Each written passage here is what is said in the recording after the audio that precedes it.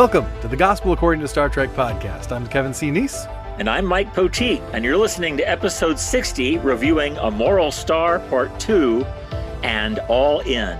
We're going to start off with some Star Trek trivia. And then we'll find out who wins Star Trek trivia right after our main topics discussing Star Trek Prodigy Season 1, Episode 10, A Moral Star Part 2, and Star Trek Discovery Season 4, Episode 8, All In. It's going to be a great show. Stick around.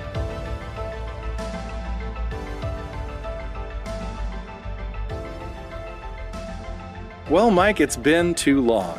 It has, but it's good to be back with you on the air again. It's good to be back with you, too. Yeah. I tell you what, those of you who don't know, probably because you're not a subscriber, because I think I only said this to subscribers, we didn't have an episode last week. It was really cold where I am, which is not a huge deal most of the time, except that I'm not in what do you call it? A temperature-controlled environment. So it is a big deal. Yeah. It is a big deal. Yeah, right. But it wasn't like it was last year where everything was frozen solid. Well, thank goodness for that, right? It was just bad enough that I couldn't get out here where I record, where I have no heat and I have no air, and freeze, the whole time I was doing the show. It just couldn't happen. And so, that's why I wasn't. But, you lie. Where you record, there is life, a fair chance. Oh my gosh. That was pretty good. I'm really excited for Wrath of Khan's anniversary this year. I think you are. I've noticed. But the irony, the reason I'm mentioning that, the irony is that today, this time last week, there was ice and snow on the ground, and like the lows, like at night, our wind chills were like below zero. I think. It was really, really cold, and now today 76 degrees. That's amazing. Welcome to Texas. Well, we had winter weather last week too, and today we were in the 60s and low 60s. But for us in February, still. That's really not normal. So that's nice, man. Well, I'm glad we're here this week. It's a good thing. Good to be back, and we're back with trivia as well. Yes, we are, and so I think we should get into that. Let's do it. I'm going to bring out the card. All right. And as always, 3 questions. We have not, I haven't read them in advance. You haven't heard them in advance. We're not going to Google during the show. We're going to type our answers into our chat feature and see who's right at the end. That's right. Question number 1. In the motion picture Star Trek Generations, whose promotion ceremony is being celebrated in the Enterprise D's holodeck? Yep, got it. Well, you're fast. Yep. All right. Give me a chance. Here we go. Question number 2 from Next Generation. Upon whom does Ensign Sonia Gomez spill hot chocolate in the Next Generation episode Q Who? Got that one. All right. I'll never forget Sonia Gomez. I wish we'd seen more of her. I know. Only 2 episodes, right? She showed up in the... I'm sure she showed up in a lot of licensed fiction, but I know the Starfleet Corps of Engineers ebooks had Sonia Gomez as a member of the crew. Nice. Okay, question number 3. Related to Star Trek 6. Okay. Name the Gleaming the Cube actor who managed to get a small part as a communications officer on the Excelsior in the motion picture The Undiscovered Country because his mother was the casting director. Got it. I don't know. That's gross nepotism, but because I know for a fact, I meant to discuss this when David and I recorded about Star Trek 6. This person's part was supposed to be Grace Lee Whitney's. No. Because, she's there on the Excelsior as communications officer. Yeah. So this actor, who we will find out the name of at the end of our episode, took lines away from Janice Rand, and I'm not happy about that. Oh, my gosh. Wow. But that's water under the bridge. It is. 30 years ago now? 25? What was it? 25 for Star Trek 6? We had so many anniversaries last year. I know. We've done so many anniversary shows. Let's see. That was 91. So that would have been 30. So that would have been 30 years. Yeah. Right? Oh. Yep. So I guess I don't have to be mad on Janice Rand's account that long. So let's move on to talk about more recent Star Trek. Let's do that. Yes. So Star Trek Prodigy, Season 1, Episode 10, A Moral Star Part 2. It has been driving me crazy to not be able to talk about this episode for a solid week. Oh my gosh. Oh, please regale us with your thoughts, sir. Oh, I thought this was just, I'm so impressed with how consistent Prodigy is episode to episode. And, granted, they're shorter episodes than the hour-long shows, but they just hit consistently, note after note, beat after beat's perfect. I liked how it picked up right where we left off with part one, of course, and then we find out there's more layers to the plan than even we knew at the end of part one, because it turns out hologram Janeway is just putting on her act for the diviner. Somebody online called her Goth Janeway, and I liked that a lot. I love that. But because I answer only to Starfleet, so we know that Gwen still has a fighting chance. I found the revelation of the truth about the diviner very interesting and compelling. I was surprised his name apparently isn't necessarily Solum, as I assumed it was all season long. Is not. Yeah, is not Solum. That's something that I wanted to correct on the show, because we've been calling him Solum. Absolutely. For does he have a personal name that we know of, or is he just the diviner? So he is just called the diviner. That could be, maybe, I don't know if that is going to be more significant or not, but so my bad. I know I told you on one episode, oh yeah, his name is Solum. So you brought it up, so I trusted you. and I wasn't in my defense, I wasn't the only one. People online were calling him Solum. I think I even saw a fan site somewhere that had an entry in its database, Solum the Diviner, and they had to change it because turns out no. So anyway, but I found that whole thing very compelling. I found it a great example of how Star Trek Prodigy manages to tell relevant stories, even in a quote-unquote children's show, because the diviner has come back in time. I assume spoilers, for those, if you haven't seen it yet while you're listening to this episode, but, he's come back in time to save the planet Solum, and he's motivated by this desire to hang on to and restore a past position of privilege. He talks about we were confident in our supremacy before Starfleet came, and so we have this revelation that the first contact Starfleet had with Solum, he says it lit a fire and Starfleet left us to burn. And no, we're only seeing his perspective on things. We don't know the full story, but it was interesting how the show made it very compelling without knowing all the details. We know that from the diviner's point of view, this was the worst thing that could have happened, because he says it sparked a civil war. Some were aligned with the Federation, some weren't, and our civilization was in ruins. And so, while obviously you can feel sympathetic for a civilization that's in ruins, Gwen has the answer to this. You need to talk to Starfleet, not destroy them. But the diviners cooked up this whole plan. There's some weapon aboard the protostar that as soon as the ship makes contact with Starfleet, it's going to reprogram Starfleet's vessels and start this inward crumbling. Right. Clearly, Solum, the diviner, is going about something that is not okay, but yet again, as I've said before, talking about this series, the diviner is a complex villain. He's a rich character, and it's impossible to just write him off as the bad guy. Capital B, capital G. He's not frothing at the mouth for the sake of taking over the world just because.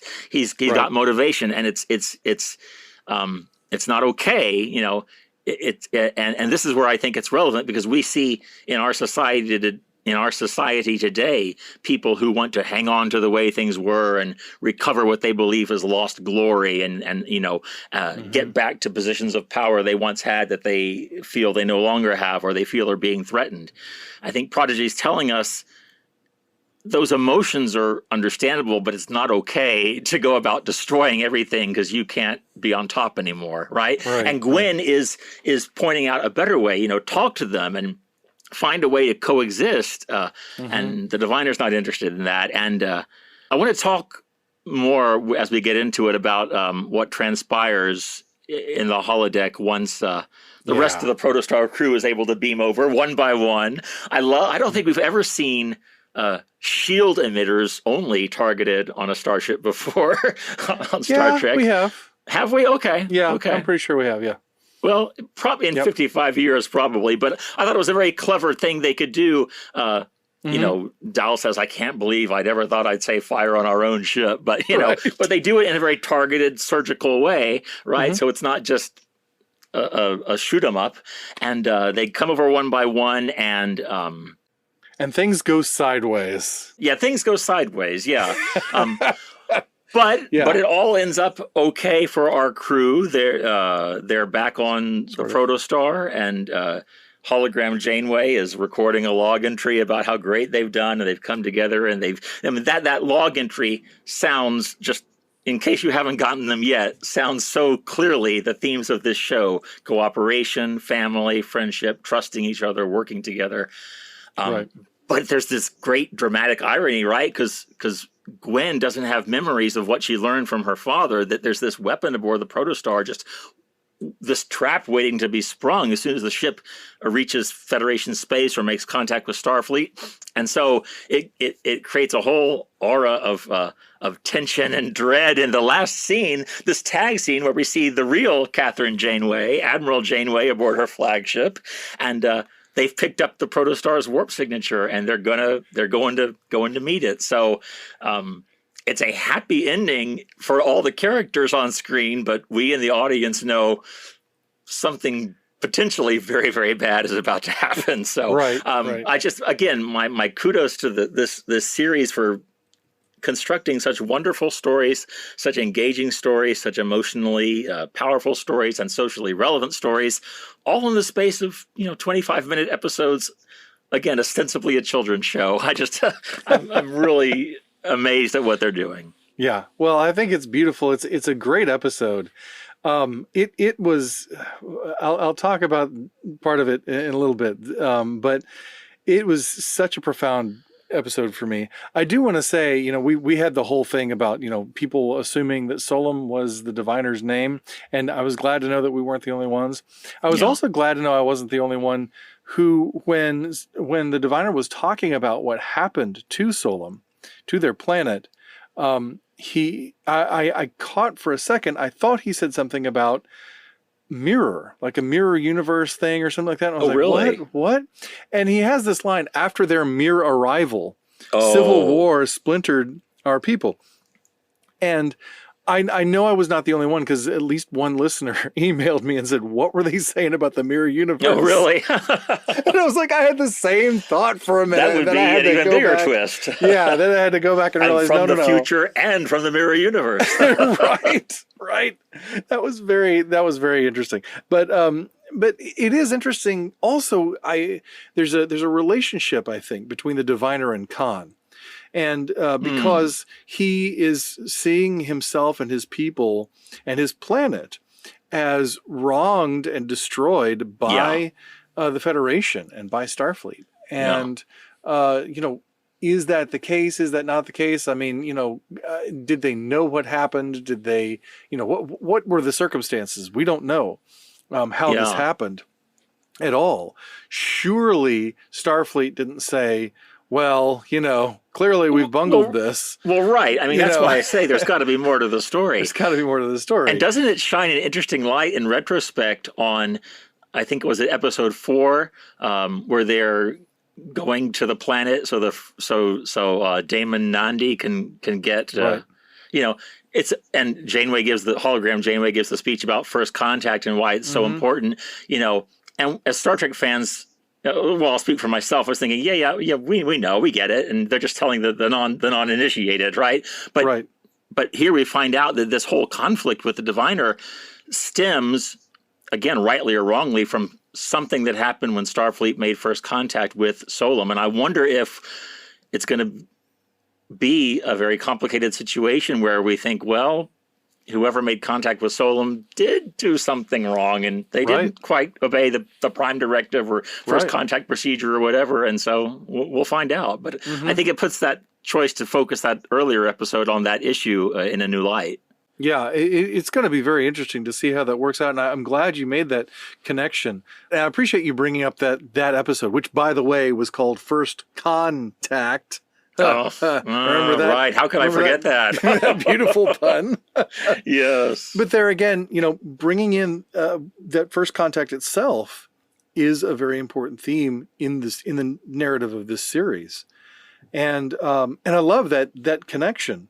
And again, we don't know the circumstances We don't know what happened surrounding this, but clearly something went wrong. And I do want to take a moment to say that this does point out to me the recognition that our actions can have unintended consequences, and particularly when we're making contact with another culture. And I think growing up in evangelical space, right? Missions work is a very big thing. It's all about, spreading the gospel. People talk with the 1040 window, the area of the world that it's hardest to reach, with the gospel, the longitude and latitude, whatever. Okay. And missions to various countries, you hear from missionaries all the time. And, there are different ways to do that. And I think some of the worst things that we've done in a missionary sense have been in that sort of colonizing mindset. Yeah. Where we go to a place and we teach them to build a church building that looks pretty similar to ours, and teach them to sing our songs in their language, teach them to dress like we dress when they go to worship and things like that, rather than learning that culture and speaking to them about Christ in a way that makes sense in their context, and helping them discover and understand and learn the scriptures for themselves, and make their own connections and make their own ways of learning those things. And there are a lot of things that we do in mission work and in charity work and what have you.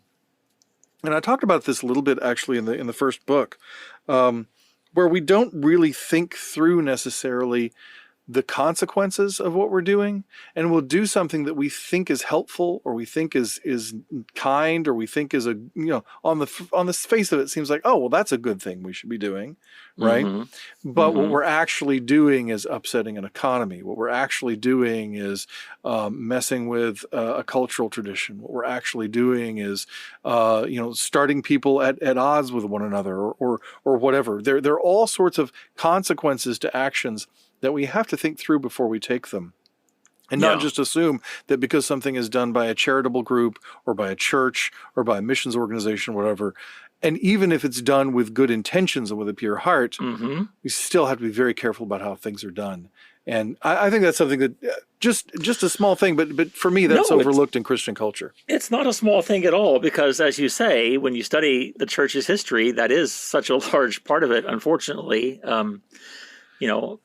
And so I'm glad you brought that up. And it also makes me think, just in our interactions person to person, let alone crossing cultures, in a sense, every time we reach out to connect with somebody else, we're crossing a boundary, right? Yeah. And so that can have unintended consequences for good and for ill if we're not careful and not. And that's sometimes harder, because they might even be in our own cultural space, but if we don't know them, and you never fully know someone else and what's going on with them and what their battles are. And right.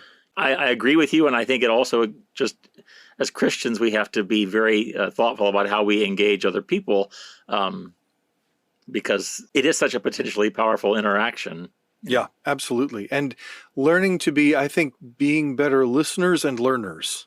Yeah, is a very, very important thing, particularly in our age, because I think the Christian project, I think from a religious standpoint, that is from an institutional standpoint, has tended to go out and be teachers. People talk about this shift between the original series and the Next Generation, and particularly going on into Deep Space Nine, where the original series, it seems like we're going around and just sort of fixing everybody's problems, right, according to what we see are problems, right, teaching them how to be more like us. And the Next Generation, there's less and less of that, and you see our characters learning more as they reach out, and then you see a lot more of that in Deep Space Nine. Yeah, that's a nice progression there. Yeah, and I think it is a really good progression, and it mirrors a cultural progression, and I think that's a good thing for Christians to take notice of, because I don't know that Christian culture often thinks about learning those lessons from people outside, the religious bubble or what have you, and so I think that's a good lesson to learn. Yeah, a good thing to think about. I think you're right, and I think it also makes me think, though, just to play advocate for a second, that in our interactions we also don't, you brought up the Next Generation's attitude toward going boldly and spreading the Starfleet gospel. one thing that frustrated me no end about The Next Generation, and perhaps it's exaggerated in my memory, I'd have to go back and do a close read of the series, but it seems to me they often invoked the Prime Directive as an excuse not to get involved. You know, that we're so aware of these potentially dangerous consequences now, and we're so sensitive and so enlightened. We're just going to, like, I think of pen pals as a good example, where initially Picard is just willing to let Sarjenka alone in the name of the Prime Directive. And there's much debate among the crew about this, and then they eventually decide to help. But that, for me, kind of crystallizes how the Prime Directive became an excuse sometimes to not offer what you have and to not try, so it's this balancing act, right, between listening and learning, but also offering and extending what you do have and what you do believe, and finding a way to do all that with integrity and with compassion and all the virtues Christ calls us to embody. That's the trick, right? I guess if it were easy, we wouldn't still be having this conversation 2,000 years later. Right. Well, and it's a spirit of generosity too, not a spirit of compulsion. Right. So that's very important. There are so many other things in this episode that that I loved. I love seeing the Cation girl again. Yes, and she has a voice now. She has a voice. And what a great line she was given. We now have a voice. Good for us, bad for you.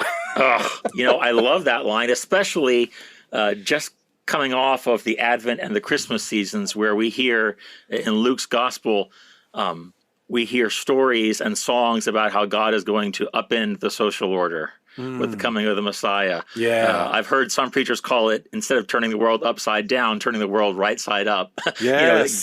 That God's priorities, God's values are going to be the way the world is going to be in Christ. And, there is an element of good for us, bad for you, good for those who have been denied a voice, good for those who have been pushed out of places of power, good for those who have been pushed to the margins, bad for those who are high and lifted up. And where do we fall on that spectrum? Well, some of us are more powerful than others, and some of us are more comfortable with the status quo than others, and we have to look hard at the reasons of that. But I love that line, and I love the image of their manacles being detached and them being able to move and talk to each other. It all reminded me of the harrowing of hell a little bit in medieval Christian tradition, where Christ frees the spirits in hell during Holy Saturday. I just thought that image of liberation and especially of those who had been denied a voice having a voice. I found that very richly resonant with some truths about the Christian gospel. Boy, that's good. I had not thought about that, but you're so right. And, we've talked so much about transformation last time. We talked about on the Moral Star Part 1. And Janeway even talks about transforming a symbol of captivity into a vehicle for liberation. At the end, she's talking about the diviner's ship being overtaken by those who were once the unwanted, right?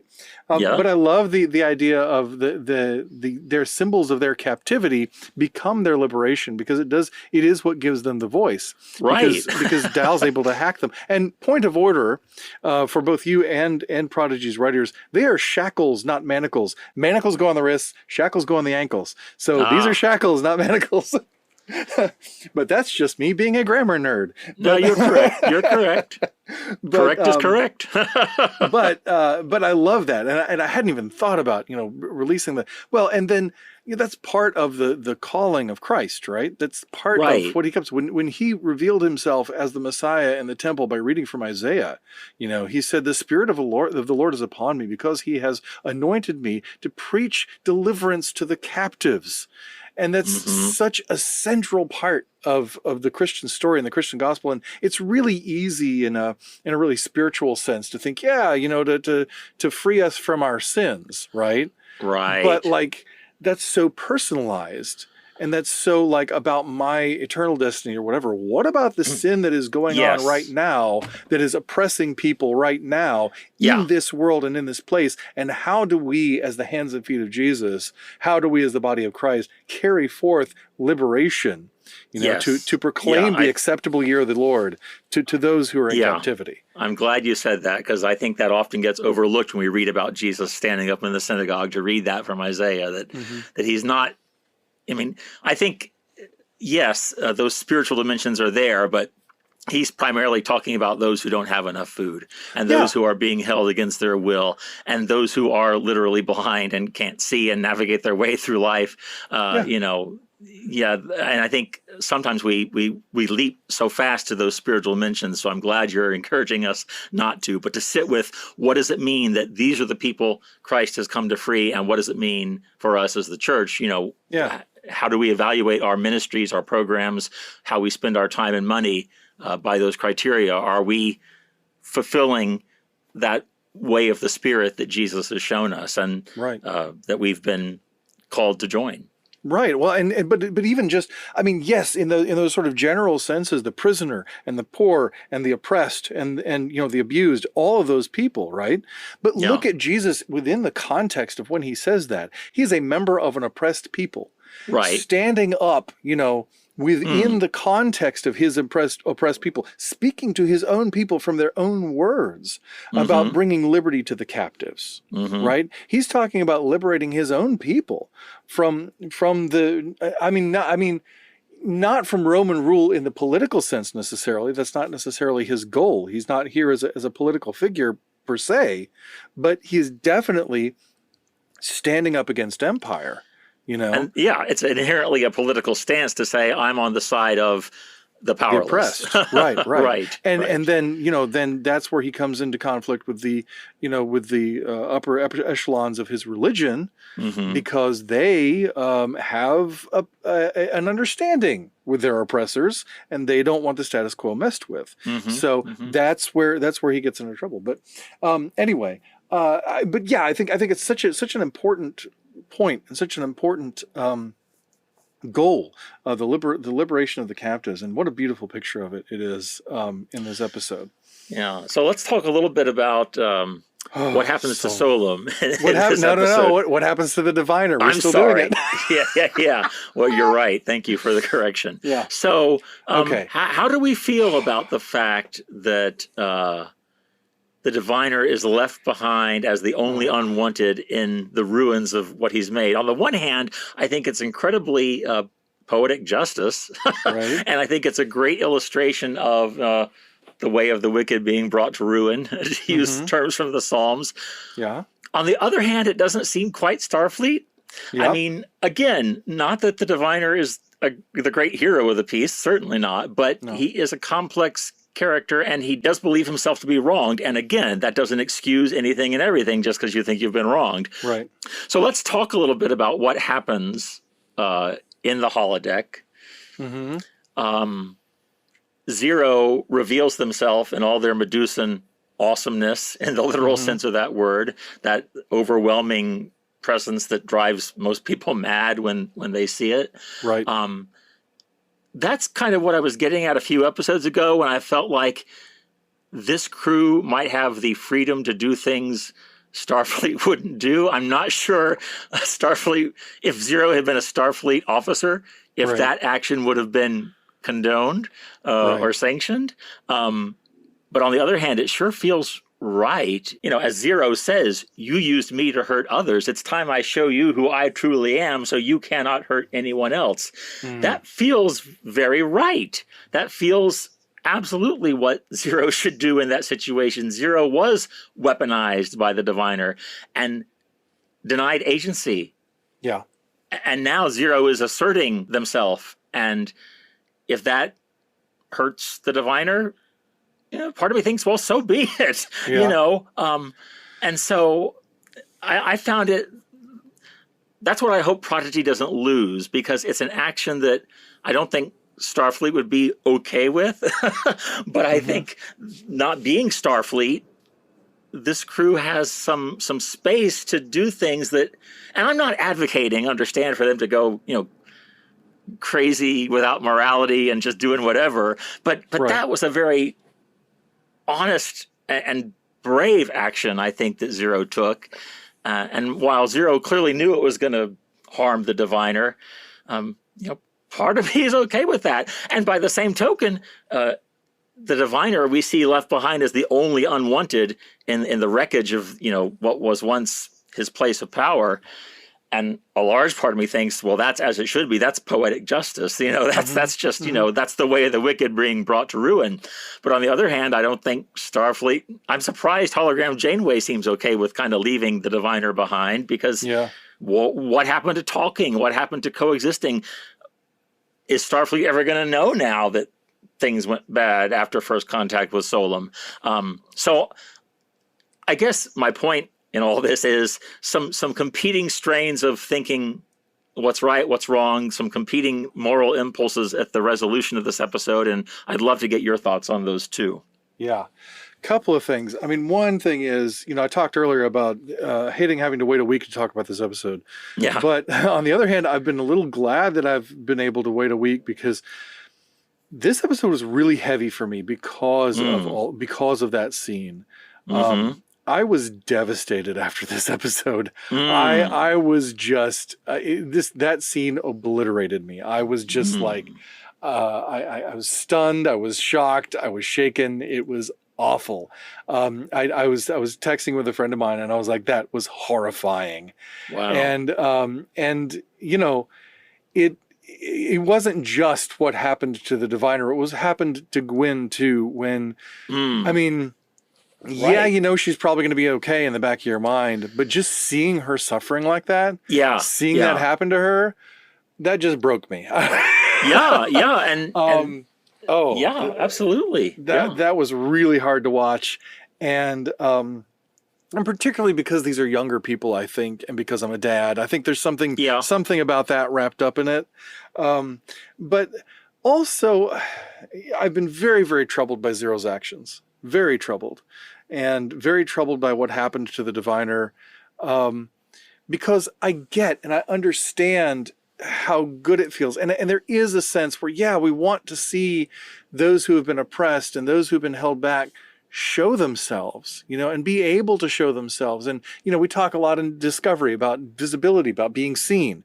And I like that sense of what's going on with Zero there. And I understand Zero's actions, because they don't know when the next person is going to beam in.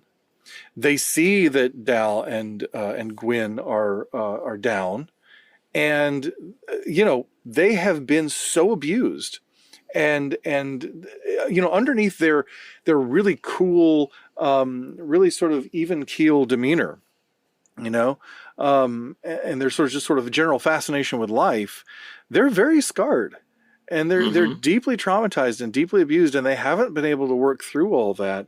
And it's underneath, In fact, it was last episode, I think, that they said something about, oh, I see you're making a joke about my horror at what might happen if people looked at me, that sort of thing, like just offhandedly mentioning, oh, by the way, this is a really deep wound for me, And so I get it, right? I understand their action, and I totally, I understand their anger, Of course they would have that anger, and of course they would want to do something to make things right.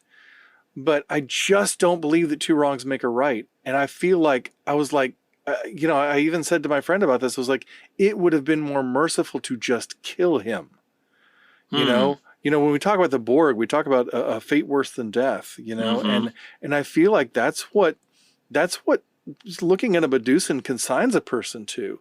And Zero knows this. Zero has seen this happen to people over and over, and has been used to cause this harm to people. And I would think that would make them not want to ever cause anyone that harm again, no matter who they are. And it just broke my heart, because I thought, there's so much. The diviner has something to tell us that's important, first of all. But he also is a person, who cares about his people, who cares about his planet. And even though his actions are wrong, even though his perspective is skewed, and even though his actions are deeply wrong, right? I mean, just so horrifying, right? There's no excusing them, as I said. Right. There's no excuse, but at the same time, that doesn't mean that he's completely beyond any kind of redemption, and we haven't even gotten to try. Well, this is the thing. We don't know. We don't know yet because we haven't tried, right? And right. I really appreciate your sharing your deep emotional reaction to the scene, and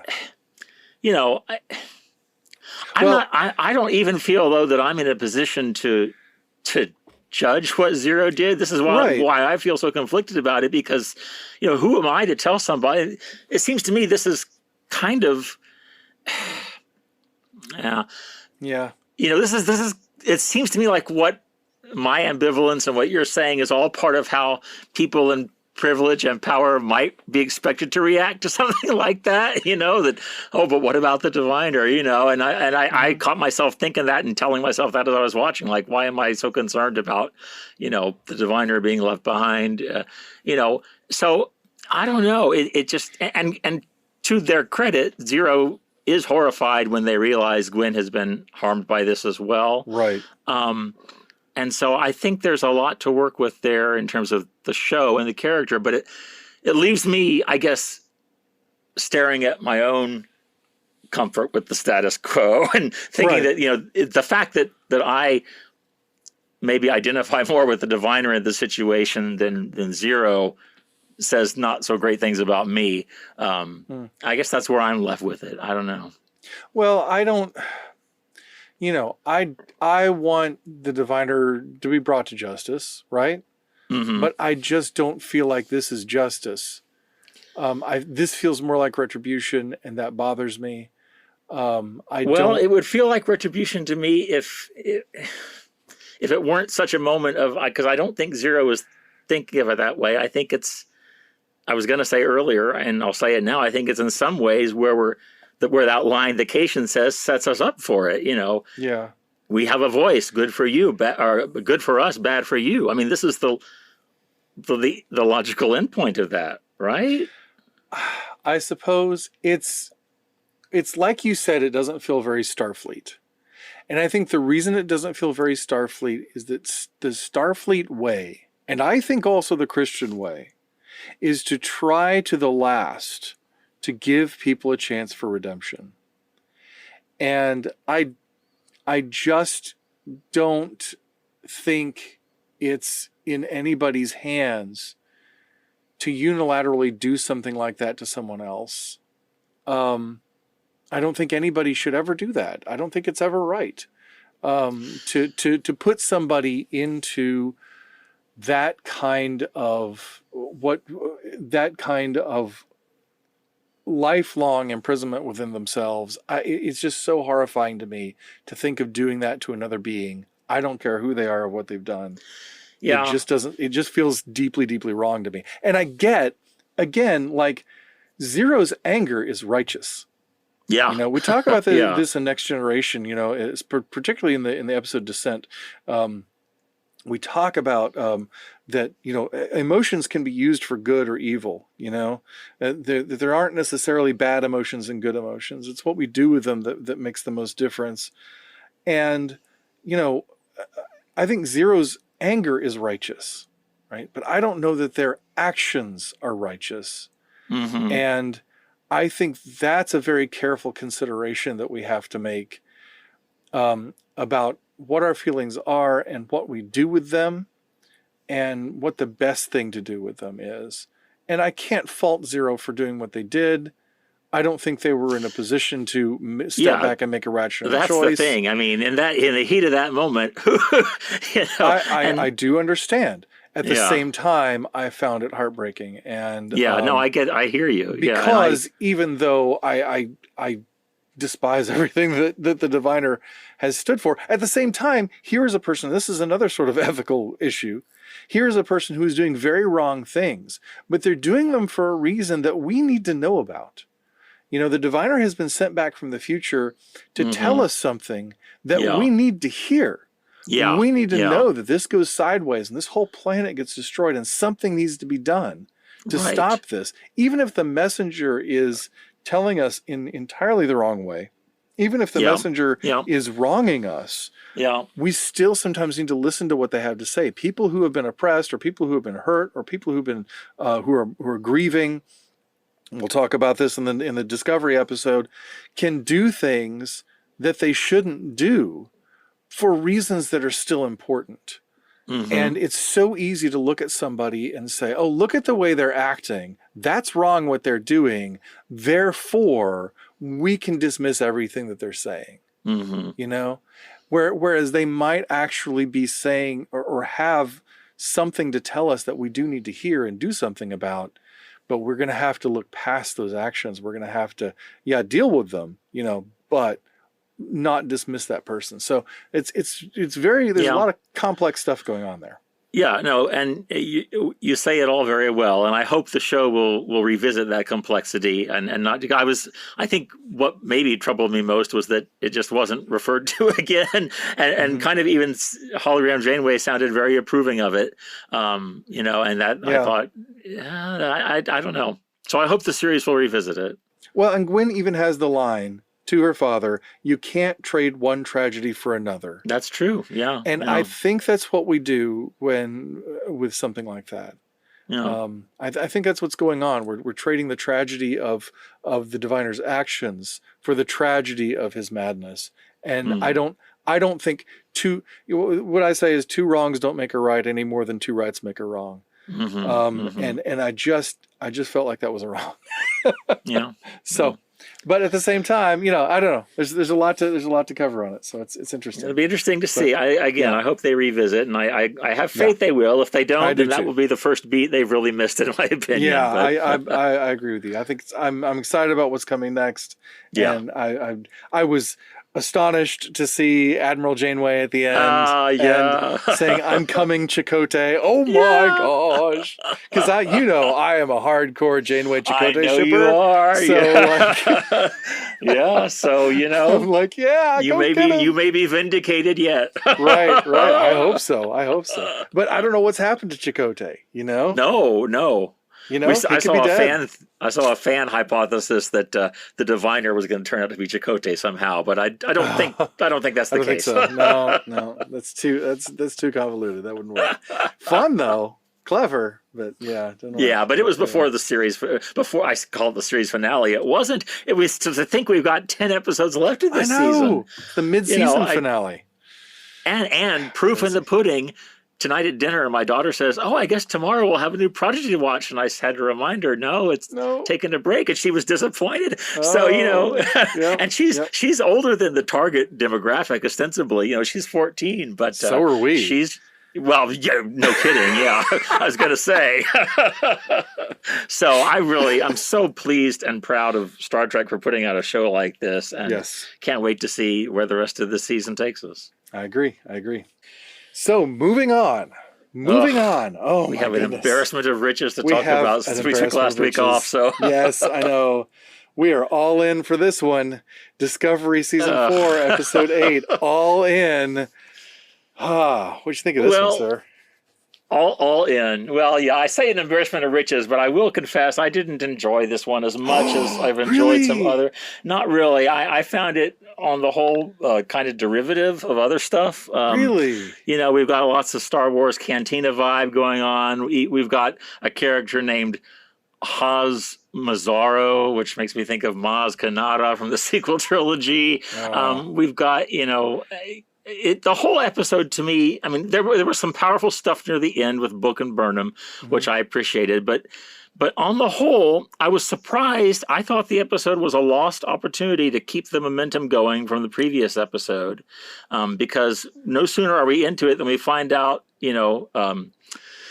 Tarka tells Book, "Oh, we got to stop because I need this unobtainium." It's not really unobtainium, but it's we need this MacGuffin of an element that I don't have to make the weapon that I told you I had, and they kind of draw attention to that a little bit. Book says, "Oh, I thought you," so they go to the pleasure bar or the karma barge, and then there's this whole stuff about finding the cheater, and then Burnham shows up, happens to go to the same place, and I don't know. I found the whole boxing match or fighting match. I get what was going on there. Owo had a way to get as much latinum as possible by losing the first two bouts, because it turns out she can kick and hit just as well as the other guy in the third bout. And so they get all the latinum they need. But then there's a big, I don't know, the poker match where Book and Burnham are so obviously cheating. I don't know why the Emerald Chain people didn't throw the table over and start a fight right there. I found most of the episode to be treading water. I liked at the end where Burnham tells Book, if you get this element and go with this guy, you're crossing a line you can't come back from. Let's end this now. And he says, yes, let's end it. And then he's thinking, I'll end it by doing just that, by crossing this line. But then to top it all off, we get yet another new revelation about species 10C and how this DMA is an energy collector, ostensibly. And then we find out about another civilization, which I guess is going to be next week's side quest to go find. And we're basically, except for the fact that now they know where Book and where Book and Tarka are, I feel like we are no further along in the story than we were at the end of the last episode, and I thought that was a big missed opportunity. And so this was not my favorite Discovery episode ever. No, what did you think? I loved it, and I think we're a lot farther along in the story because number one, we've learned essentially what the DMA is, which is huge. Well, we have another new hypothesis about what the DMA is. Well, we don't know for a fact, and this is what they've been doing all season long. It seems like every other episode we get a new hypothesis about, and I guess on the one hand that shows the scientific process, and you do refine your hypotheses, and that's great for science. But it's not always so great for drama. I don't know. I think it is. I think it's very dramatic. Okay. I think that's fascinating, and I it's love a whole lot of talky, and I think this show talks more than it shows. Anymore. Star Trek. I mean, Star Trek talks all the time. That's what we but do. They don't always talk instead of showing. I mean, but anyway, how else do you show it? I'm interrupting you too much. Go ahead. Tell me how else you would show this. How would you show it? I'm not writing the show. there's a graphic right there in the middle of the room when they're all talking about it. How else do you show it? It's expositional. Well, they showed us what the DMA did at the first episode. They showed us so why couldn't they show us graphic representations of the whatever particle it was being sucked up? We had two unobtainable elements in this episode. Driving it's not stuff. Unobtainable. It's not unobtainable. It's produced, and what does he say? Talk about it, or you don't know what it is. It's produced in unbelievably rare quantities, or something. And so they have to. You have to talk about that. You have to. There's no way to show that. You can't. I agree. I agree with the general writing idea. Show rather than tell. I agree with that. But at the same time, there are certain things you have to tell. You can't. Granted. You can't demonstrate that. You have to tell it, and that's what Star Trek does really well. Is have these conversations about sciencey stuff that has gravity, that means something, that where you can watch our characters like putting the puzzle pieces together. This is a mystery. You have to talk about the elements of a mystery. That's how you unfold it. So, but we get entered. We get it. We don't even know we're. I don't know. It's something about. It would be talky if they weren't talking about things that were vitally important to the story. That's talky. But it feels like every single thing we get comes out of left field. Every other week, there's something out of left field. Which it's not out of left field. Okay, you could argue that's the way life is. And what? It's not out of left field. It's out of the engineering department where Stamets is pulling his hair out trying to figure this stuff out. All right. Well, that's okay.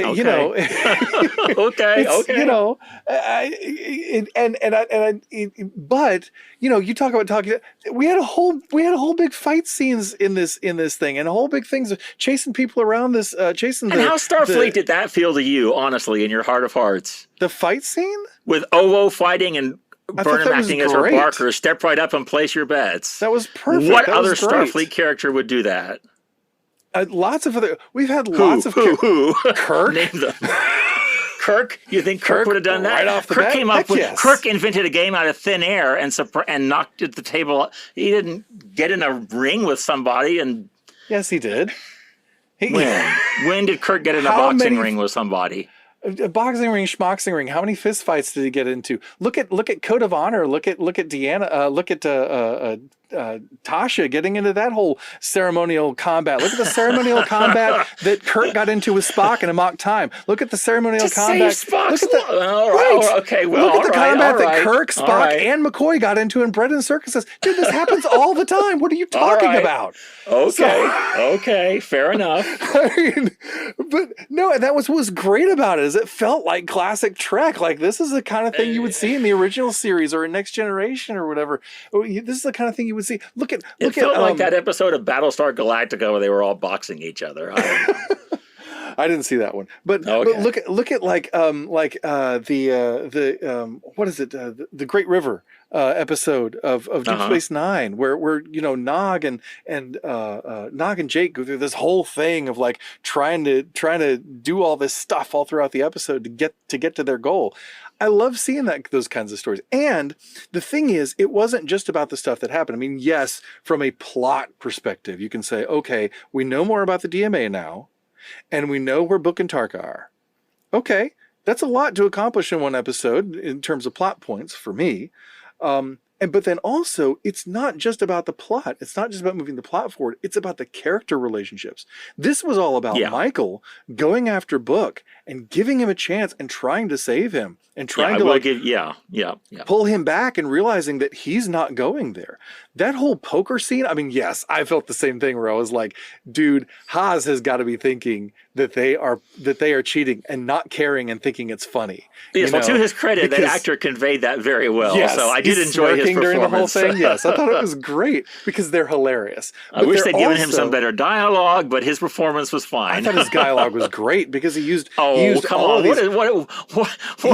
of these alien figures of speech without explaining That is the most lazy way to throw some made up word in front of something we know. Which I think that's is the most lazy way of communicating sci-fi. And what is this? Give a man a Torbach and you're warm in the desert? What the heck is that supposed to mean? It doesn't mean anything unless he did nod to Elos from the original series. Okay, so deep cut for Star Trek fans there, but I liked I thought it was great because Daniel Cash. I like Daniel Cash in the role, but I thought give that man some better stuff to work with, please. Well, okay, whatever. But I didn't have any problem with his dialogue. I thought it was fine. I thought it was good actually and clever. But the thing about it was the dynamic between Book and Michael during that scene, like during the game itself, but also all around it. When she pulls him aside and they have that conversation, and he's like, "I'm not moving. This is what I'm doing. You're gonna," and she's like, "I've got to stop you." They talked about this on the Ready Room. The idea of telling somebody that, or making the decision that your values, that what you believe in, is more valuable than your relationship, even with the love of your life, and to say that this is that important, and to see that they still love each other, to see that they still connect, because when they need to, like when they're trying to track down the changeling, they help each other out.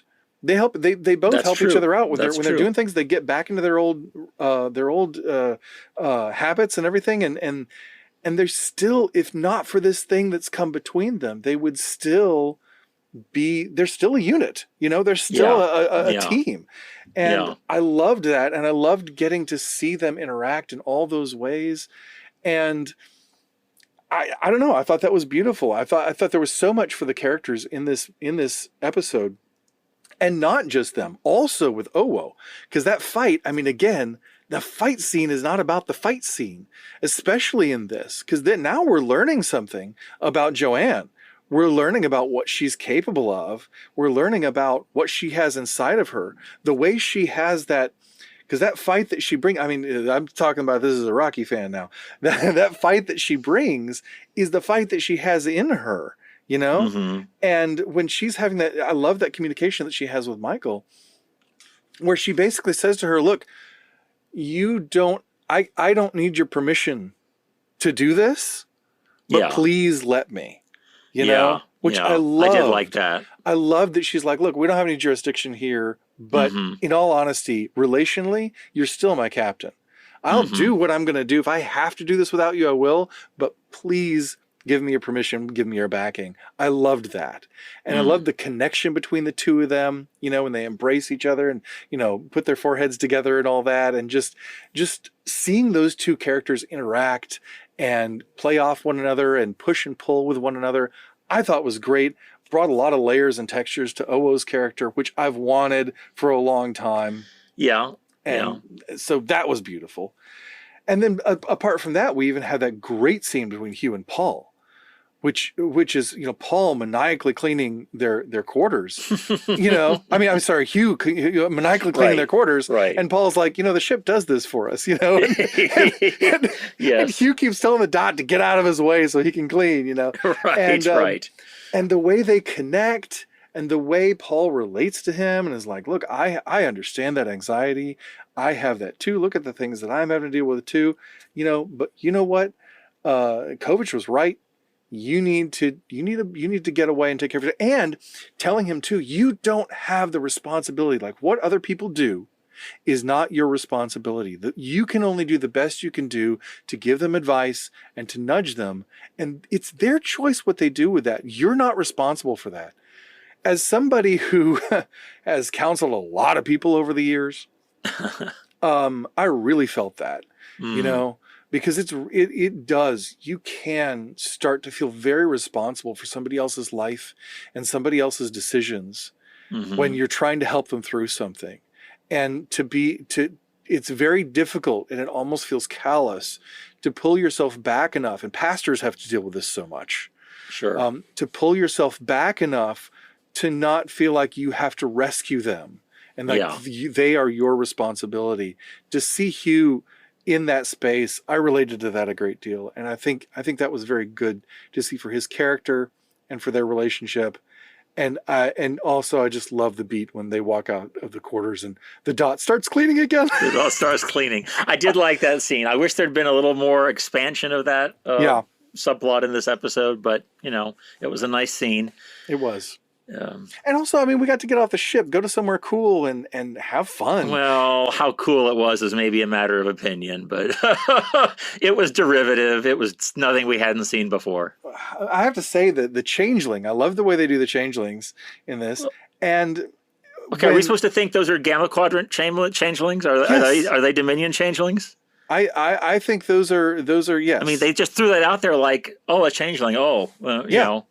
Yeah, I think it's shouldn't those species. I don't know. Maybe shouldn't that be more worthy of more note? Maybe, or shouldn't that be bothering somebody? There's a changeling, other than that they're cheating this guy out of casino winnings. You're talking about two people who have been in this area and have lived and worked. This is Book's century, and True. It became Michael's century for a whole solid year. So. Yeah, for us, it's the first time we're seeing a changeling in this part of Star Trek, and that's a big deal for us, but they apparently know, apparently they're around, or there's one or two around, or whatever, they've heard of them. Yeah, so whatever. But what I really loved about it was not only the changeling turning into a tribble, which was fabulous. That was funny. I laughed at that.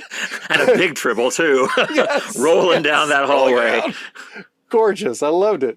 But then also when they get trapped, in the field that Tarka generates, the face that they gave that actor is very reminiscent of Odo's face.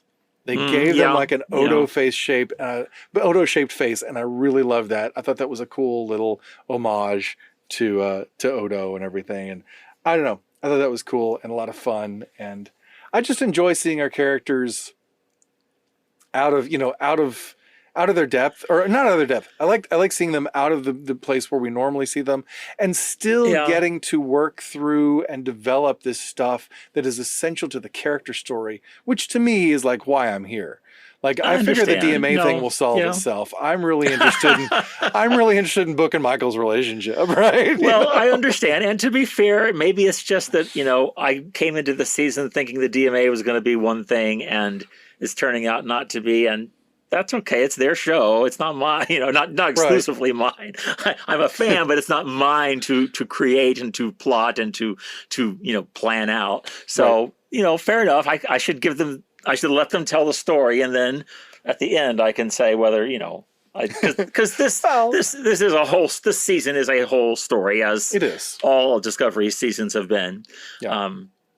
But if it struck you wrong, it struck you wrong. If you didn't enjoy it, you didn't enjoy it. I mean, that's fine. Yeah, no, I'm not going to claim you've changed my mind and now I love it to death. But Right, of course you know, not. and I do appreciate the character work with Book and Burnham, and they're two very fine actors. I really Gorgeous. Even when I don't like the episodes, I always enjoy the actors' performances because they're masters at their crafts, all of them. Yeah. But give a man a flibbity flu, and I'll be in Scotland before you. So. That's funny. That's funny. Well, it was a little. It was more creative, I thought, than the way that's often done, where it's like, he's like a Tarkalian hawk or whatever. Like how is that different? No, there was line after line of that with this guy. But what they would do though is he would say stuff, and it would sound kind of similar to sayings that we have. Maybe it'd be relatable, maybe it wouldn't. Sometimes he'd just throw out things like, I have no idea what that guy just said. And I liked that because like normally what they do is tweak it very little. They use exactly like in Deep Space Nine, they did this a lot. They'd use exactly the same phrase. Right. And it'd be like, it's an alien bull in a china shop, instead of just, okay. So you're saying the fact that I didn't understand the Torbox statement makes it more exactly. That's what believable, makes it better because and I more shouldn't fun. be able to. Yeah. Yes, okay. and funnier to me. Well, I find that hilarious because it doesn't make any sense, and I love it. I think that's great. I can see it. I can see your reading of the text. Yeah, and I can see yours. I can. I can. It's very true. So I loved Vance in this episode. I always love Vance, but I loved Rillick too. I loved their dynamic. I thought it was really cool. Well, why is it though that these two people can't communicate openly with each other? And this is the second time I think one or the other of them has come to Michael, and Vance even acknowledges it. Yep. I'm going Taking a to page ask out you of to do Rillick's book. something that what? Taking a page out of Rillick's book, he says. Yeah, well. Yep. I mean, I don't know. I guess maybe it's a sign of the Federation. It's fledgling again. It's trying to find its way back to what it was, but it seems like the Starfleet admiral and the Federation president ought to be able to talk to each other honestly about issues of the day, and maybe that's a commentary on where we are as a society, that we're losing faith in our leaders' ability to do that. I think Rillick has her perspective, and I think Vance sees that it's not time to push back at Rillick on that, and it's more of kind of a situation where maybe we can ask forgiveness instead of permission, and I think helps further prove Michael to Rillick.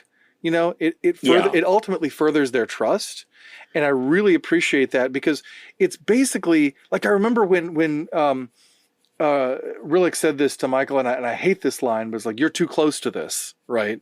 You can't go do this. I always hate when that line is used. You're too close to this. Oh, really? Huh. It's often true, but it's kind of a trope.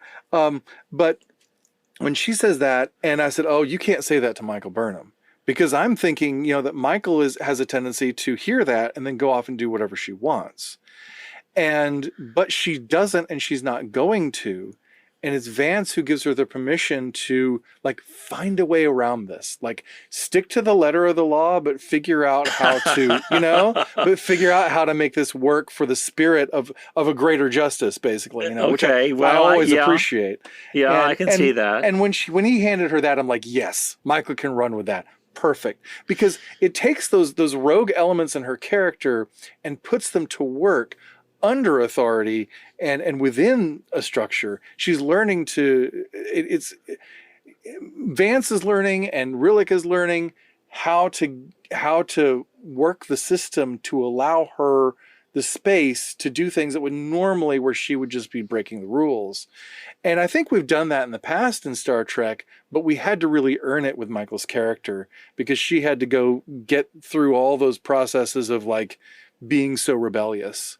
Right. Well, doesn't she even allude to that on the shuttle with Owo at the beginning of their expedition? That, I think you meant when you're talking about that connection they have in this episode, I think Michael says something about, I know what it's like to feel you have to do something and not be able to. Not be able to. Right, and I did like Rillick's line about I'm paraphrasing, you can navigate a loophole better than anyone I've ever met, or something like that. Right. And I get the respect there that Rillick has for Michael. And I did like, it was a humanizing moment for Vance when he talks about, I just can't stand the thought of having to hide my family again because of something I failed to do that I could have done.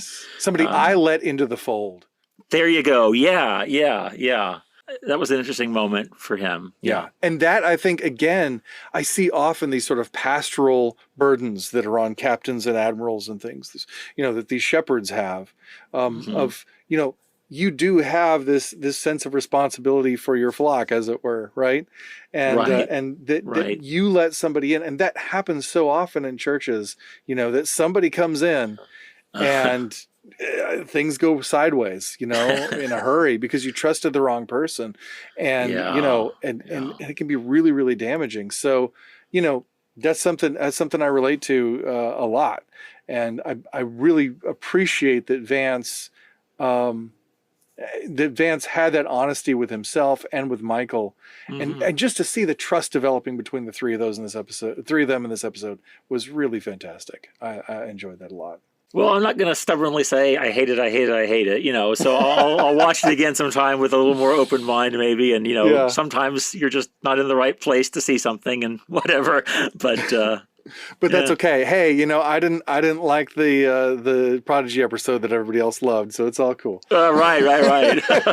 It's all good. We're all fans. We're all happy. Yeah, that's right. All right. Well, I think it's time to find out how brilliantly we both won Star Trek trivia, because I guarantee you we both I have to say, I don't think there's much suspense this week. But we'll still do the countdown. You ready? Ready. In 3, 2, 1. So question one, in the motion picture Star Trek Generations, whose promotion ceremony is being celebrated in the Enterprise D holodeck? And that was Lieutenant Commander Worf's promotion. Yes, we both got that one. Both got that. And I will tell you, I want to say that I'm proud of myself on that question, that I didn't get tripped up this time by you saying the motion picture Star Trek Generations. Last time when you said the motion picture The Undiscovered Country, and I was like, wait, what? I'm just reading them verbatim from the card. Right. I didn't write the questions. I just read them. Number two, upon whom does Ensign Sonia Gomez spill hot chocolate in the Next Generation episode Q Who? That would be Captain Picard. Which we both got that. Yeah. Yes. And number three, this outrageous case of nepotism that hurt Janice Rand's character. Yes. Name the Gleaming the Cube actor. I've never seen Gleaming the Cube. I haven't either. I'm aware of it, but I've never seen it. Name the Gleaming the Cube actor who managed to get a small part, it sure is, as a communications officer on the Excelsior in the motion picture The Undiscovered Country, because his mother was the casting director, Mary Jo Slater, right? I see her name in all the credits. Yeah. The answer is Christian Slater. Yes. Parentheses, his mother is Mary Jo Slater. So there you go. Happy for the Slaters, I guess, but poor Janice. Yeah, poor Janet. Boy, I didn't know that. I always thought it was really weird that he showed up.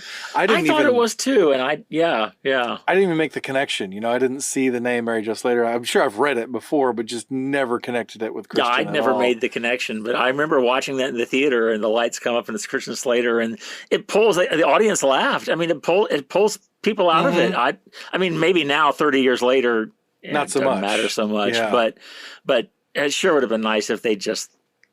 Come on. Yeah, he's Christian Slater. How much of an opportunity does he need? But it's kind of cool that he wanted to be in Star Trek, and that's it's always nice to see people Lots who of people want to be in Star Trek, but Grace Lee Whitney was in Star Trek for the first 7 episodes and then couldn't stay for various reasons. And it's just nice to. I agree. Knowing that he took that away from Grace, that does bother me. But it is interesting. And fascinating, and I will say, one might say. Or fascinating, one might say, yeah. But it is, it is like a thing. Like for us, it kind of pulls us out of the movie a bit. But like my son has no idea who Christian Slater is. Sure. And it reminds me of what George Stevens says when he cast all these well-known people, these well-known actors like Shirley Winters and Sidney Poitier, and all these smaller roles all over The Greatest Story Ever Told. And people were like, "Why are you doing this? It distracts, to have these great actors show up in these small roles." And he said, because generations from now, when people view this movie, they won't know who these actors are. They'll just know that they're really good.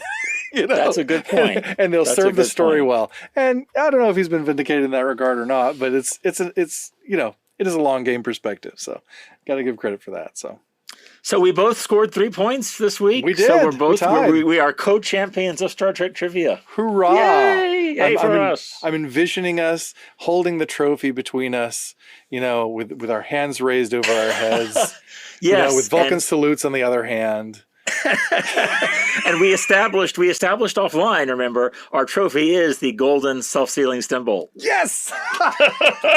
So A golden self-sealing stem bolt. I love it.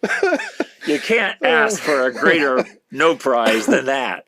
That's right. I tell you what, if there's ever been a non-trophy I wanted to win, it's the golden self-sealing stem bolt. I know, it's the stuff of legend, really. It is. It really is. It's harder to find than those elements they were looking for in Discovery this week. That's right. Oh, boy. Well, Mike, this has been a lot of fun. What have we got coming up next episode? Next episode, we're going to continue our celebration of Star Trek The Next Generation's 35th anniversary. We're going to be talking about the episode from season 1, Where No One Has Gone Before. Excellent. Wonderful. I'm so excited. You know, people denigrate the first season of TNG a lot, but darn it, there are some good episodes, and that's one of them. And so I'm looking forward to discussing it. Yeah. I hope you will all join us for that. And in the meantime, please like, comment, and share. And if you like what you're hearing, please write a review on iTunes or wherever you're listening. Your reviews help more people find out about the show and let us know how we're doing. Also, send us your questions. You can find us at Gospel Trek Pod on both Twitter and Instagram, and The Gospel According to Star Trek on Facebook, or you can email us at gospeltrekpodcast@gmail.com. We'd love to discuss your feedback on the show. And you can now support the show by subscribing. You'll get early access to each week's topical episode, plus outtakes and bonus content. Just click the subscribe button wherever you listen. And that's going to wrap it up for this edition of the Gospel According to Star Trek podcast. Thank you so much for being here. And until next time, I'm Mike Poteet. And I'm Kevin Sinise. And as Jesus said in John 10:10, live long and prosper. See you next time.